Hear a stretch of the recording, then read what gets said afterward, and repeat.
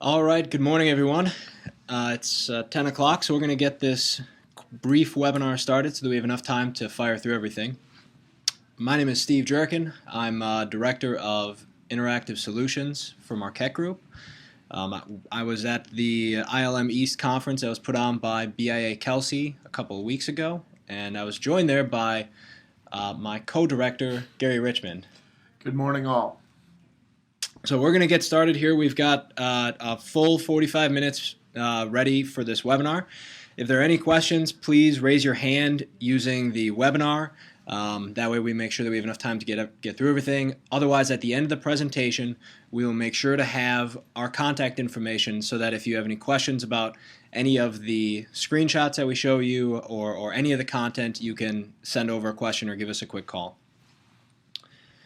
So the ILM East Conference was 2 weeks ago, and Marquette Group goes because we've got a strong local presence. Our agency provides directional marketing services to our clients, mostly national or regional brands. We connect qualified local customers. Basically, we're looking to drive leads for our clients at the local level. We've been doing it for about 50 years.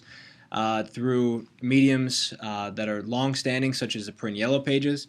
We're a stable company. We've been growing dramatically over the past few years. We've got very strong vendor partnerships as a result of the longevity that we have in the marketplace. Those partnerships range from publishers of printed materials all the way up to search engines and tech startups. So the strategic expertise that we have as a result of being involved in all these different channels allows us to provide a wide variety of recommendations to our clients based off of providing leads and providing advertising that fits with their ROI metrics. And then at the end of the day, we strive to integrate technology as much as possible into our solutions to provide that performance reporting that will give you insight and wisdom as to whether or not certain channels are performing better than others.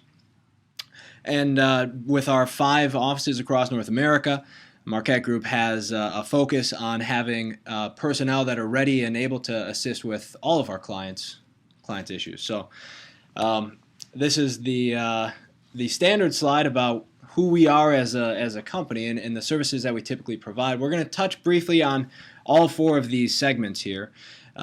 Local is turning out to be probably the biggest piece of our offering, of our solutions. There's a lot of overlap that you'll see between these circles that we have because the lines that delineate local from search and social and mobile are truly blurred at this point. There's no longer the ability to just focus on a search campaign or a mobile campaign because we're really starting to bleed into the other ones and they all have an impact on the success of the corresponding campaigns that you might be running on these other types of devices. So local, we just touched on quickly. We also have search campaigns, full service search, whether it's on traditional search engines or on other properties such as Yelp or Super Pages or even Facebook. We have a full service mobile for generating whether it's websites or apps or even just doing strict advertising that's targeted to mobile devices. We're going to talk a lot about mobile in the presentation today. And then social, we have we recognize that there's a tremendous amount of traffic there, and our job with social is to assist our brands, particularly multi-unit brands, with harnessing the power of being on social, and generating customer loyalty and foot traffic, hopefully through the door eventually. So the agenda for today, based off of what we heard at the BIA Kelsey conference, there were a couple of key topics. Most of the conversation is at a local level, so we weren't particularly surprised to hear that all these trends and all of the shifts towards local advertising. But what we did notice is that there's a lot of advertising methods that traditionally ignored local that are now taking that into consideration. We'll go into some detail on that. But we're going to start with going through the new statistics and some of the industry trends that were presented that were rolled out for the first time at this conference in in late March. Then we're going to go into some of the new opportunities to take advantage of local advertising, as well as sort of that overlap with social and mobile. We will talk, of course, about how mobile ads continue to change and the inventory continues to grow, and how you can get great performance and great ROI based off of mobile advertising campaigns. And then throughout the course of the conversation, we'll make sure that we touch upon how you can generate transactions instead of just clicks or impressions. That's going to be a theme that we touch upon several times throughout all these different slides and bits of information that we share from the conference. Lastly, we'll just briefly highlight some of the technology firms that are starting to emerge in the marketplace and the role that they play in trying to help companies solve the local marketplace. So, as is typical with a BIA Kelsey event, they roll out a lot of new trends and their projections for how the local marketplace is shifting. And really, when you roll it all up, this is where things stand. So right now we're at a little over $136 billion in revenue from the local media landscape. Obviously, this is combining both traditional local advertising as well as online and digital advertising. What we found interesting in this is that the traditional advertising is not, it's shrinking a tiny bit, but rebounding as well. So overall, the annualized growth is just under 0%. So it's a little bit down, but the overwhelming majority of people still believe that there's a place and there's still a market for traditional media, and there will continue to be so. Whether it's newspapers or outdoor advertising, there's still an appetite in the small business community for traditional advertising. Not surprisingly, though, the online and digital component is going to grow. And keep in mind here, these numbers may seem like modest growth over the course of the 4-year period that they have their projection here. We're talking $20 billion or so from 2012 to 2016. And the average small business, and we're talking very small business, spends only about $3,000, maybe $5,000 a year on advertising for their local business. So when you're dealing in small bite-sized chunks of only a couple $1,000s, to get that number up to the $150 billion mark is pretty impressive. The next major trend that is not surprising to anybody is that mobile search and mobile activity continues to rise. By 2015, perhaps even sooner, depending on how steep this chart will rise over the next couple of years, there will be more searches, whether it's traditional search or portal-based search, that are happening on a mobile device than is happening on a desktop device. People are using their mobile phones not just when they're sitting on their couch and looking for information or looking to order pizza, but they're also using it for discovery. People have their mobile phones with them at work, and they can search for things that are personal that they may not want to do on their desktop computer. They're using it when they're out and about. They're using it when they're in their car and they need to find a dry cleaner. Generally, as consumers get more and more comfortable and more confident that they're going to find the right local information, they're using browsers and apps to search more and more and more. So desktop search is really saturated, which is why the growth is starting to tail off a little bit as the years go on. 99 or 98% of internet users are already using search engines. So there's not much room for growth there. Their growth is going to be in volume of searches as opposed to getting new users. Mobile still has the opportunity to gain users as smartphone penetration gets to 50% and beyond over the next couple of years. What this amounts to, as it relates to marketing agencies and advertisers, is there's a tremendous untapped market in mobile. The unfortunate part is that there's not a lot of let's say inventory available. We have certain industries that perform very well with mobile, but there are other industries where there's only 50 or 100 searches on a monthly basis per market that are available. So we've noticed that 23% of time is being spent by consumers on their mobile device, but only 1% of ad spend is currently going towards mobile. So that disparity is dramatic. There's a lot of consumers who are using mobile. There's a lot of activity. There's a lot of impressions available. However, we're just not seeing that advertisers are jumping in like they should be to take advantage of the time that people are spending on their mobile devices. We'll go into detail about how we see this happening, how we can take advantage of this disparity, but we'll get to that in more detail a little bit later in the presentation. So the state of local business websites, we have 34% of businesses that have a local phone number that are on their homepage. Really, this slide is meant to show you that local businesses are struggling still.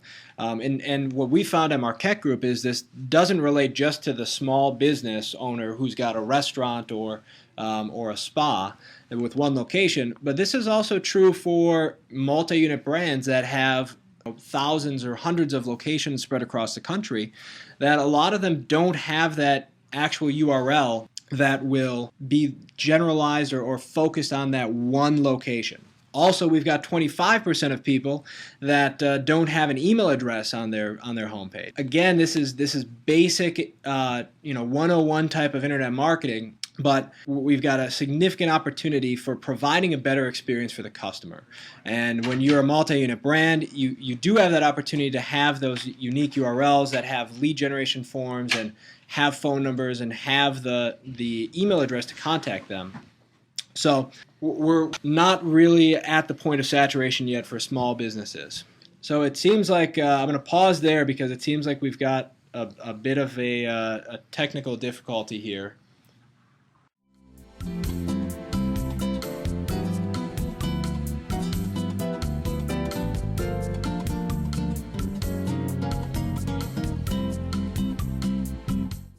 All right, apologize for that. It's certainly unplanned event there.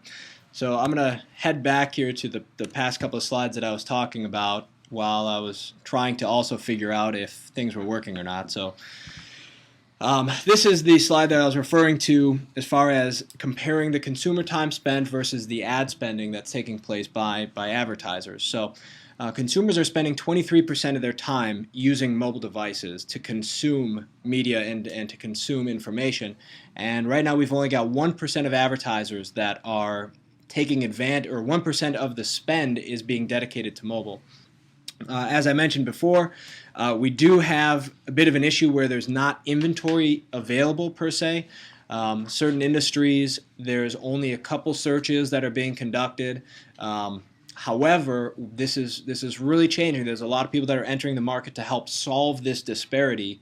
There's a lot of really new and unique concepts as far as comparing to traditional online advertising methods that are going to help to close this gap of the 23-to-1. Looking at the amount of time that people are spending on their local websites, again, this is a slide that I was talking to while things weren't following along with me. We've got still poor performance at the local level. Only 34% of businesses have a local phone number on the homepage of their website. Only 25% of them have an email address, and only 34% have a form for generating leads or generating contacts at any place on their website. Again, this is a audit specific to local businesses and small independently owned companies, but it's been our experience that this is something that carries over to the regional and national brands as well. The one question that we answer a lot, the lead generation form, you wouldn't think is a big or a hotly used item when they have an email address or a phone number available. However, there are times when people don't have the ability to call, whether they're standing in a store or they're in a restaurant or they're at work and they don't want to place that phone call. So lead generation forms are something that allows them to reach out to you and say, give me or contact me when you have the time because I have some questions, but I can't do it right now. So still a very important method for allowing consumers to reach out and get in touch with you. The other trend that was talked about extensively is that local marketing or marketing in any sense online, we're really seeing that it's very, very challenging for the local business. We've got only 34% of businesses are posting on their social media accounts weekly or better. So that's a vast majority of social media accounts for these local businesses that are getting extremely rare posts, not really engaging with their local community, not exactly posting unique, fresh content that would encourage people to become fans of their page. So there's a wide variety of choices for local businesses. There's so many options for them on where they can dedicate their time. Yet it's what's happening is it's getting too splintered where they can't do them all effectively. So overall, this is a problem that we also notice at the national scale. It's a major challenge that we have, being able to provide that localized content and that unique, interesting information such as pictures or community events, especially when you have hundreds of locations that you're trying to manage as well. So a lot of the companies that were presenting at the conference were trying to present information on how they can solve this, how they can add that corporate feel to social media or the corporate level controls and user interfaces to help brands manage the hundreds or thousands of locations that they have out there. So maybe it doesn't require quite as much time. With that, I'm going to hand it over to Gary here. So once you get past the statistics, then there's the element of the reach of local and the expansion that's happening within the local marketplace. This concept that you see on screen was taken from a keynote speech done by the CityGrid CEO, and we found it very compelling to look at this from a scale and expansion component or elements of the marketplace. When you look at locally targeted efforts and how organizations are trying to indeed address local, you suddenly have a tremendous amount of diversity and different approaches that are addressing the marketplace. So if you look at these boxes, you look at deals, which is the Groupons of the world, going out and marketing local promotional activities literally within the marketplace in which you live or work. Commerce, very specifically, examples of that would be Open Table or Urban Spoon. The restaurant industry has adapted this very quickly and is utilizing it very well. Places is another element that most of you should be familiar with. Google is certainly the one driving that forward, but there's others with Yelp and City Search and other online directory sites that are very much into the Places pages as well. That local content drives significant activity. Ad networks is another approach that some organizations are taking, truly targeting and being able to reach specifically into geo-targeting elements, including organizations like CityGrid, like AT&T Interactive, to mention a few. Web and mobile presence, this is extremely interesting how this is evolving out. There's several organizations that are addressing it. An example would be web.com, where they're addressing multiple components of a localized presence in the marketplace. Very significant, and perhaps the foundation of all this is presence management, and that's really making sure your listings are present out in the marketplace accurately and with full content and the components mentioned previously on profile pages. An example of this would be an organization like Yext that's emerging and doing a very interesting job of submitting business listings data out to the marketplace. We have a service we offer called Business Listings Management that's focusing on this as well. It's a very significant foundational element of local overall. Reputation management is evolving out very quickly, as well as organizations are paying attention to what consumers are saying about their brand or their local outlet services associated with it. Yellowbot and others are bringing reputation management into tools that allow you to monitor across multiple platforms. CMR and email. Email marketing is by no means new, but it's becoming very targeted and very capable of reaching very specific localized elements in the marketplace. Constant Contact is one of the leaders in that arena. Check-ins with Foursquare and Facebook is becoming extremely popular and trendy to do.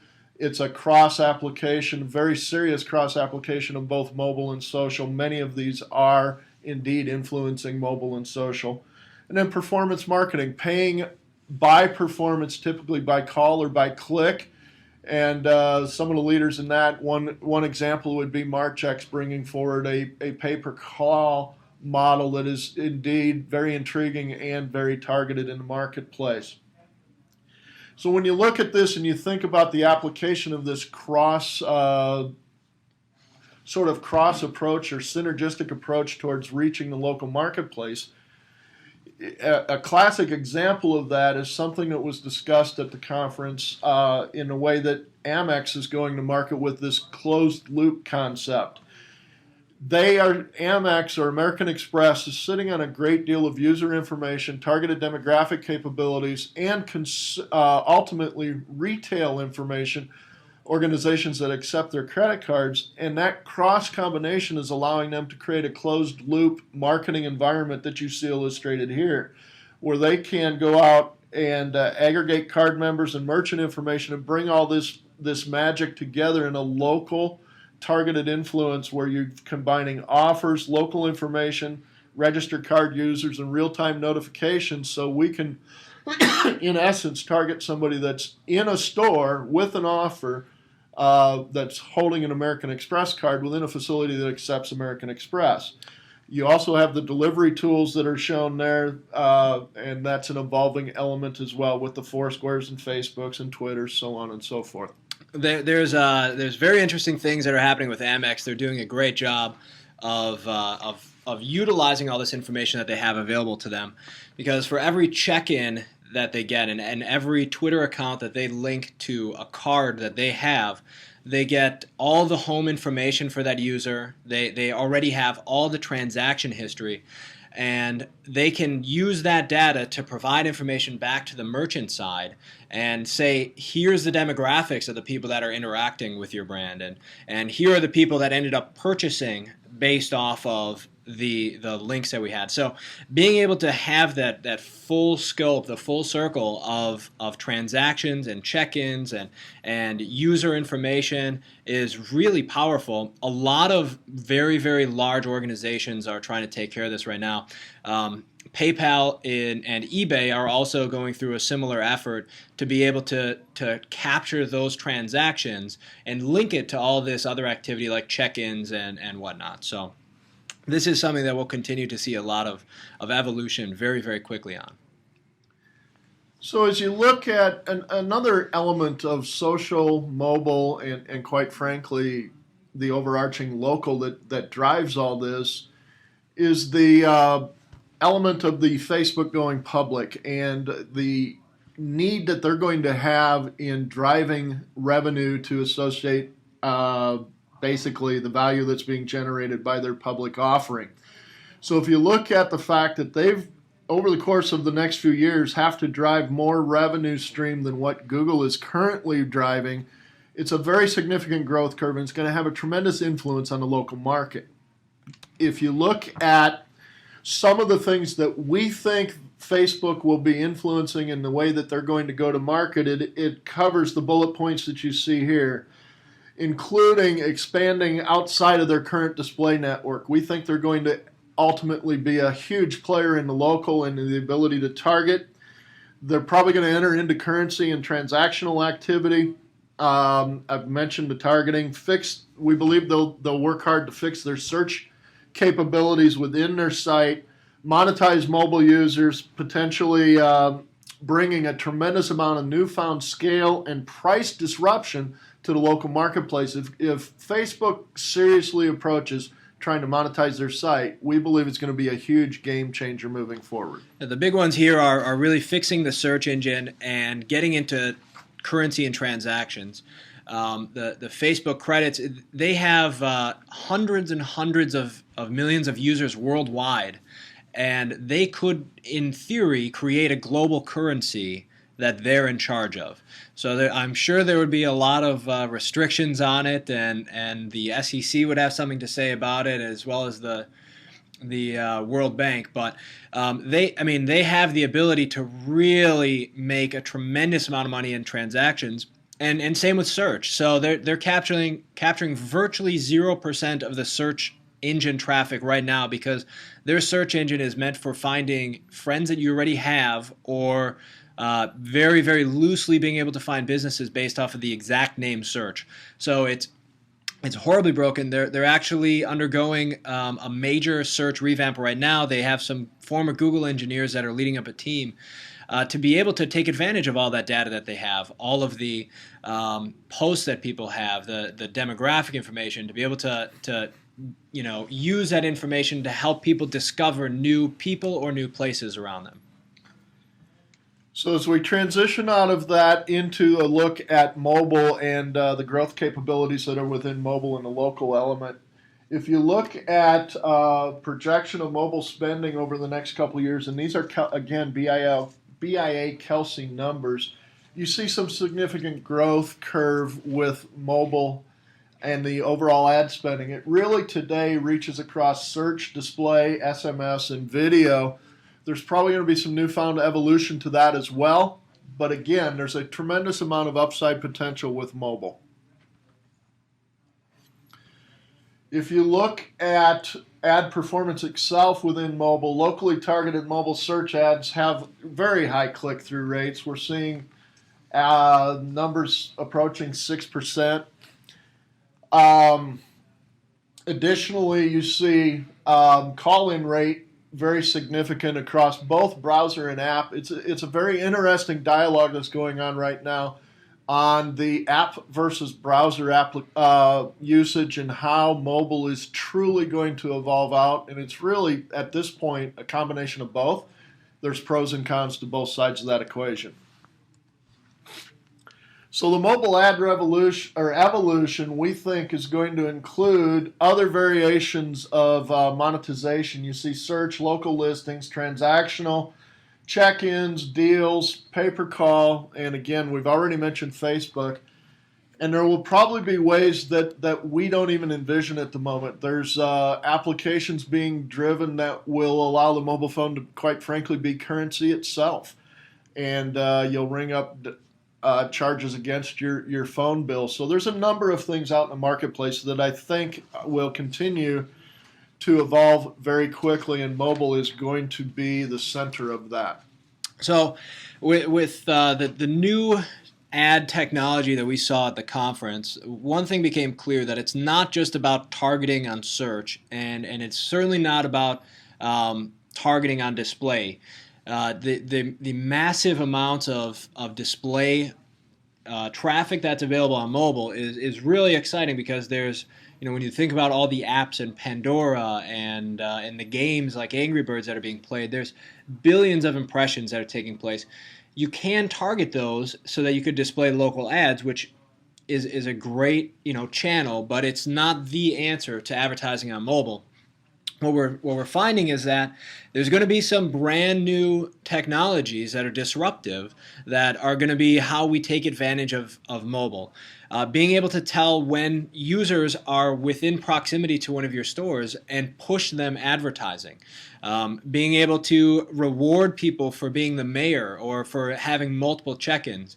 There's a company that will show later on that actually allows you to pay with a QR code for your transaction. So our advice after all of this is that, not to jump in full bore on any of these things necessarily, but be ready and be prepared as a marketing department to test some of these things, to have some budget available to maybe do a test with a newer company in a particular market, or test a new campaign that maybe is a little more cutting edge, because you can generate a lot of traffic, and it's all very, very, very affordable compared to a traditional digital advertising method like search. So using mobile not just for ads, but also just for the overall user experience, we've got people are 51% more likely to purchase from retailers and 85% more engaged with websites when they're optimized for a mobile device. We actually talked about some best practices and some tips on how to use mobile in the last webinar that we did, which was a recap of the SMX West conference in San Jose. That conference happened in, I believe, late February. So you can visit our YouTube channel, youtube.com/Marquette Group, to view that webinar and get some of the actual tips on how to optimize for mobile. But to me, the more important statistic is keeping customers. People that are in discovery mode, that are looking for a new business, that they haven't yet decided what their favorite pizza place is. If they end up at your website on a mobile device and your website is not built for that mobile experience, 40% of them are going to go and visit a competitor's site instead because they can't. They're frustrated with the experience that they have here. And it's not that they can't find the information. We have that conversation a lot with our clients. The information is absolutely still there, even when you don't have in mobile optimized experience.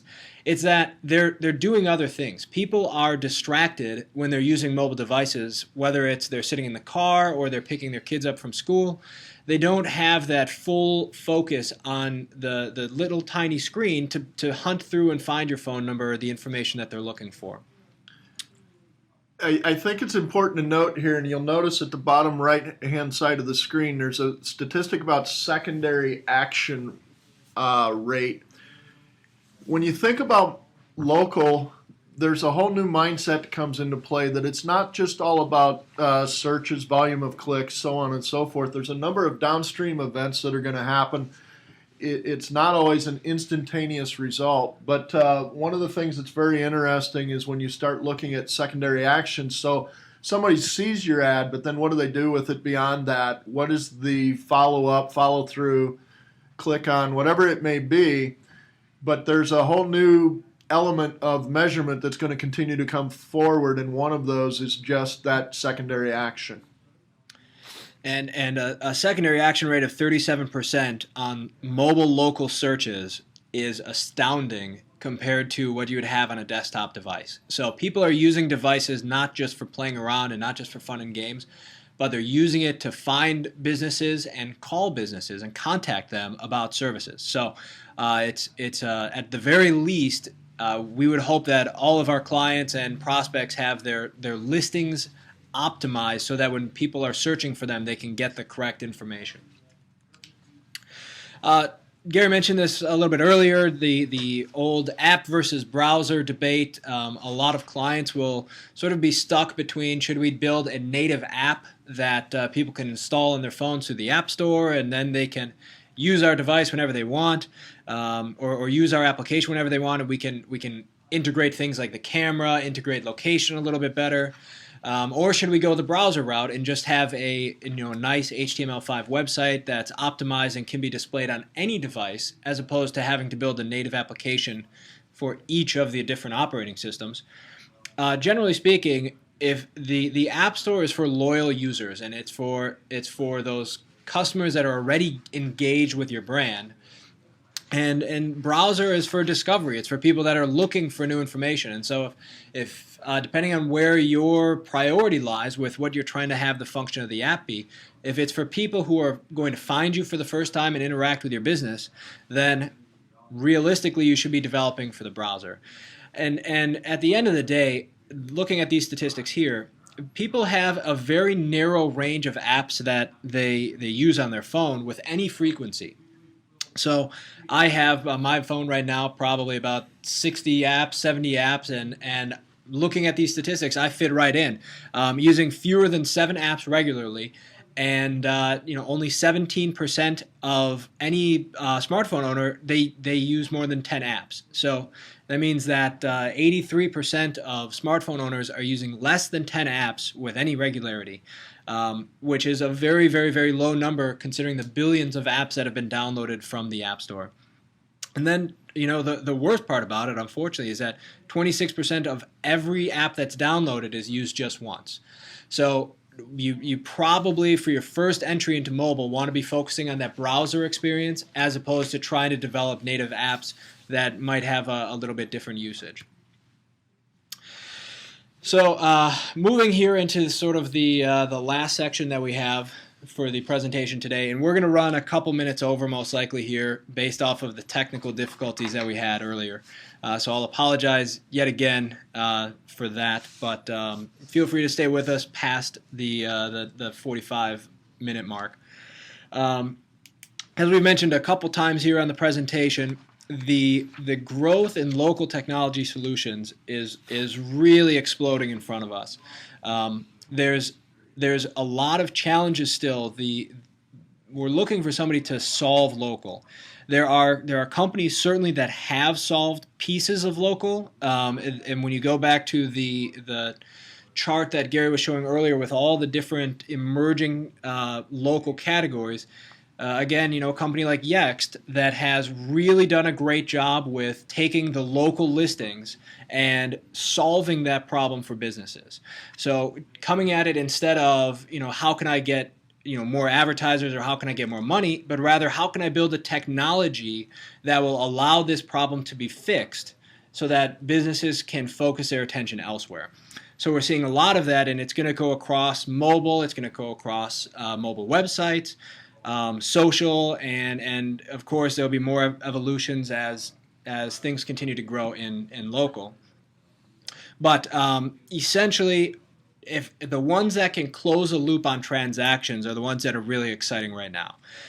Being able to say that, hey, not only did I have 1,000 impressions of your local listing this month, not only did I have 100 people click through, which would be a great click-through rate, but I had 10 people that actually bought in your store or that called and turned into a transaction because of this advertisement that you ran. That's where things are going, not necessarily through using the currency per se, but getting people to check in, using the integration with Foursquare and American Express, or using PayPal to process that payment. The companies that are really going to be able to tell you what that true ROI is on this ad are the ones that are going to have the easiest time getting new advertisers to sign up.